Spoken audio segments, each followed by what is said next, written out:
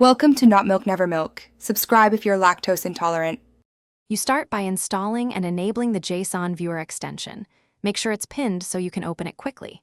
Once done, load a local JSON file or paste an API endpoint into Chrome's address bar to trigger the viewer.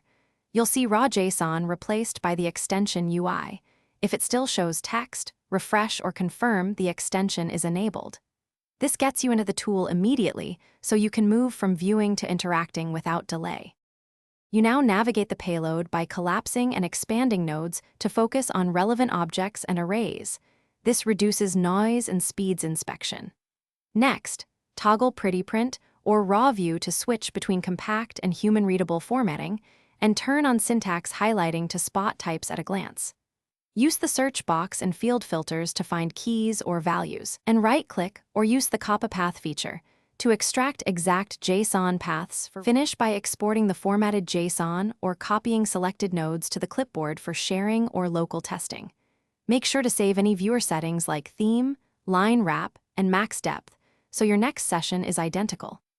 If the extension refuses to parse content, validate the JSON with a linter, check for BOM or incorrect content type headers, and temporarily disable other extensions that might intercept requests. That one troubleshooting tip usually fixes most parsing and display problems.